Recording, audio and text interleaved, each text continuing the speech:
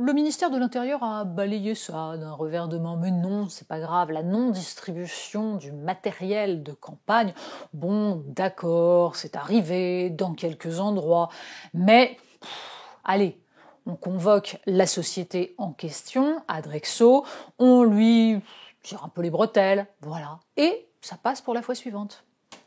En fait, c'est pas de ça qu'il s'agit, et il est absolument effarant que le ministère de l'Intérieur minimise ce qui est un problème majeur. Évidemment, d'un point de vue légal, les juges vont expliquer qu'il n'y a pas rupture de concurrence puisque, par définition, tous les candidats sont logés à la même enseigne. Donc, l'élection n'aurait pas été faussée. Mais c'est un sophisme, évidemment. Il suffit d'interroger des Français ailleurs que à l'intérieur du périphérique pour s'apercevoir que beaucoup de gens attendent de recevoir ce matériel de campagne pour faire leur choix. Lisent, regardent qui sont les candidats. Certains n'étaient pas informés, ne savaient pas qui était candidat, tel ou tel, qu'ils peuvent connaître ou apprécier. Résultat, certains ne vont pas voter faute d'avoir pu faire leur choix. D'autres qui auraient pu être motivés finalement ne le seront pas. D'autres encore voteront pour le seul qu'ils connaissent, le sortant, d'autant que la presse locale en général a plutôt tendance à informer sur le président de région en exercice. Bref, on ne peut pas mesurer l'impact réel de tout cela. C'est d'ailleurs pour ça que ça relève du service public, que ça doit être un service universel, justement parce qu'il y a des choses qui ne sont pas quantifiables et mesurables. Et parce que la démocratie fonctionne par l'information et que tout cela relève du rôle de l'État. Alors oui, le problème vient du fait qu'on a libéralisé. La Poste est soumise à la concurrence et le ministère de l'Intérieur explique que c'est tout à fait normal.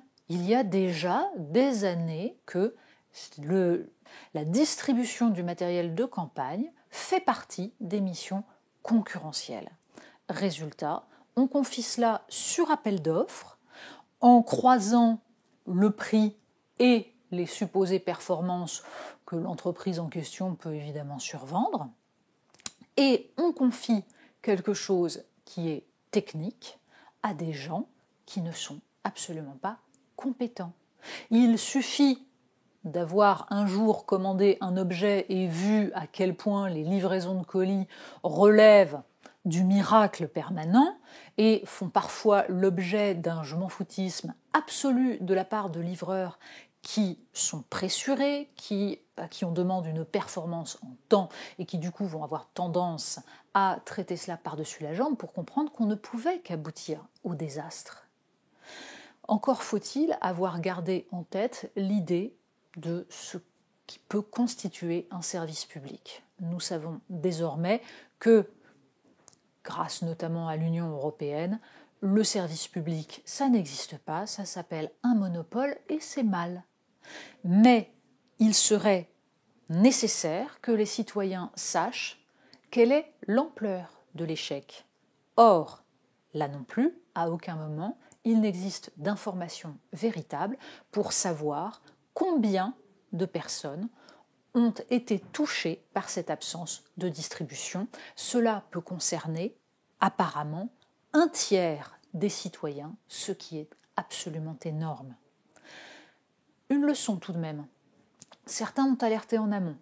D'abord les syndicats qui, au moment de l'attribution à Adrexo du marché au mois de janvier dernier, ont expliqué à quel point cette entreprise n'avait pas les reins suffisamment solides pour accomplir cette mission. Mais quand les syndicats disent quelque chose, il est devenu, hélas, un peu rare qu'on les écoute. Ils sont classés désormais dans la catégorie des râleurs permanents, de telle sorte que personne n'a pris en compte leurs alertes. Deuxième lanceur d'alerte, certains élus, notamment des élus mélenchonistes, Adrien Quatennens par exemple, qui, quelques jours avant le vote, a publié des tweets pour, là aussi, alerter, a publié des photos montrant du matériel de campagne abandonné dans un coin, sur un tas, en forêt. Tout cela aurait dû être pris en compte immédiatement. Désormais, pour le deuxième tour, il est trop tard, c'est-à-dire que le délai est tel qu'on se demande si, là aussi, l'entreprise en question pourra effectuer cela. Deuxième question, la Poste elle-même a-t-elle rempli son rôle?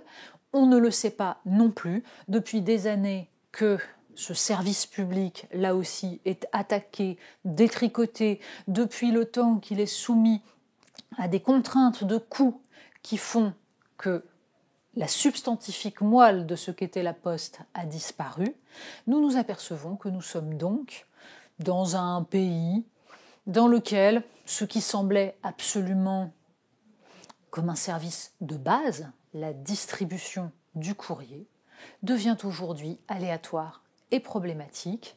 Il y a là une mécanique qui est une mécanique de long terme sur laquelle il faudrait enfin se poser quelques questions.